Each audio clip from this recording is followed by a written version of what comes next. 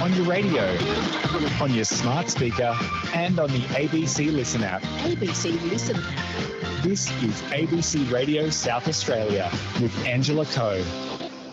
10:07. What makes a regional town attractive and grow? For some towns, it's a challenge just to maintain population and a bigger challenge to grow. Regional Development SA are going to address the issues that impact the viability, the services and the structures that make regional areas attractive at their annual summit in the Barossa this week. And they've invited the Mayor of Dubbo to speak, saying that it's a community that's grown, and they want to hear from Mayor Matthew Dickerson what is so good about that city. Good morning to you, Mayor Dickerson. Good morning, Angela. Great to be on. Thank you. What's so good about Dubbo? I think one of the things that's really important is letting people know what you've got. One of the things that I find, having been born in a regional area, grown up in regional areas and spent lots of time in regional areas, is that we've got some absolutely fantastic, wonderful things. And that applies in New South Wales, the same as it applies in South Australia. But many people in metro areas, and I'm going to say this in the nicest possible way, Angela, some of those people in metro areas are ignorant. They don't actually know what's outside the metropolitan areas, and they assume that everyone in a regional area must be a farmer kicking clods of dirt down the main street of the city. One of the things that we did way back in 2010, and we're still seeing benefits from it now, is we put together a group called Evo Cities. So we had 7 cities similar to Dubbo, similar in population, similar in services, and we had a range of criteria that we needed to match to be called an Evo City. So there are places like Bathurst, Orange, Tamworth, places that many people might have heard of. And we did a marketing campaign, and that whole marketing campaign was about telling people in metropolitan areas, mainly Sydney, what we had to offer in regional areas.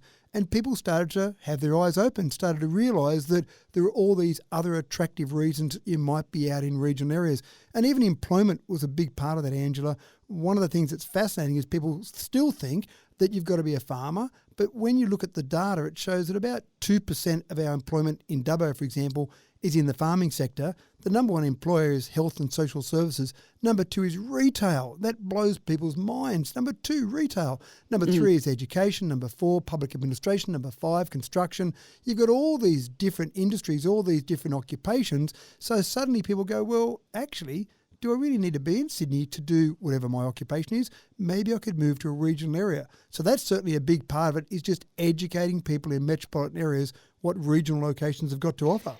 So educating them about what you've got to offer is an interesting play, but do you first have to get them to come and have a look? Are you trying to get them to be tourists first? Tourists is nice, and certainly that's one thing. We've got an advantage in Dubbo, that we've got this wonderful open range zoo. 300,000 people a year come through there to see the zoo, and then sometimes they might have their eyes open ever so slightly.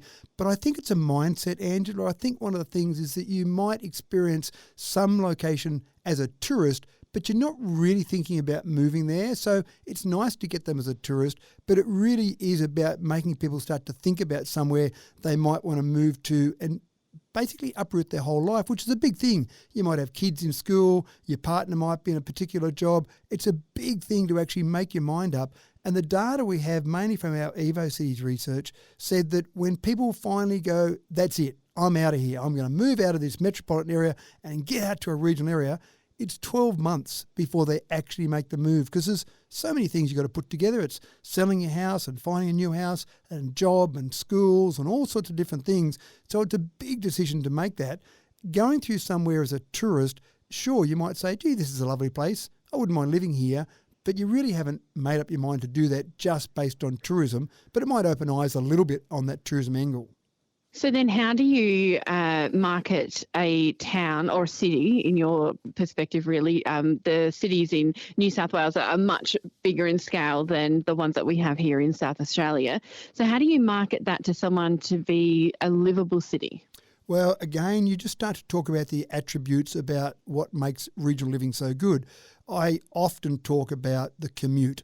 So in a busy day in Dubbo, if I get a couple of traffic lights that are the wrong colour, gee, it might take me 6 minutes to get to work sometimes. In Sydney, it takes you 6 minutes to get out of your driveway. And so you really look at the positives. What are the positives about living regionally? Well, you've got more time.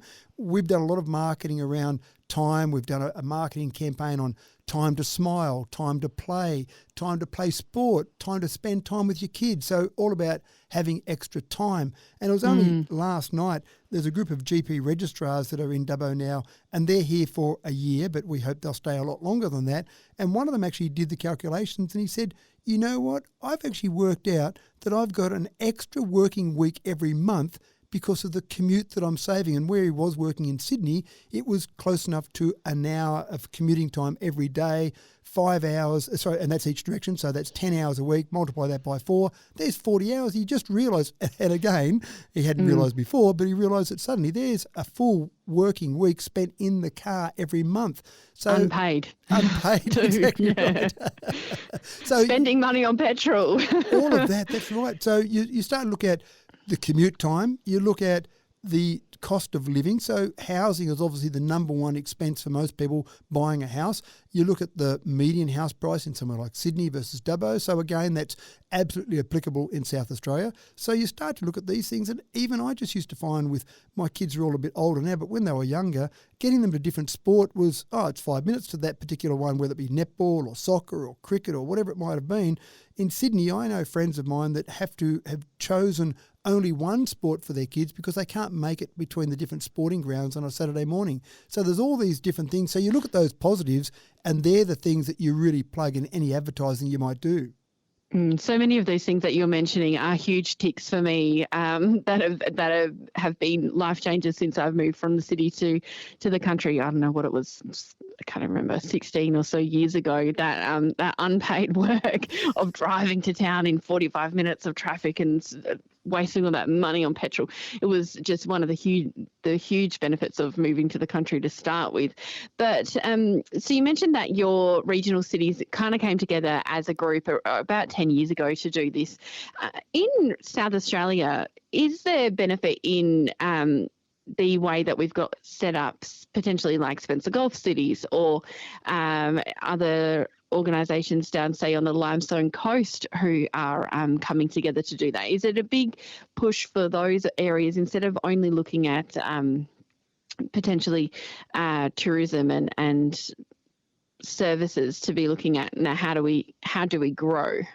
Yeah, and I'm not specifically familiar with all the different programs you might have in South Australia, but certainly there is a huge amount of value, in my opinion, in any of those groups that get together. So we started off, for example, with 7 cities in Evo cities, and that's grown up now, and we've now got regional cities in New South Wales, which only started a few years ago. But on the back of the success of Evo cities, we've now got 15 cities in regional cities, and we're doing something similar. We're adding a few little bits to that as well in terms of some government lobbying, but still it's about educating people. So any groups that you've got across South Australia anywhere that can say, we've got some things that are in common, we've got some reasons that we can attract people to these areas, that makes sense to me. And it's much easier to do it as a group, a small group or even a larger group of different areas, because it's pretty hard to get cut through in the media when you're just one town, one city, one location.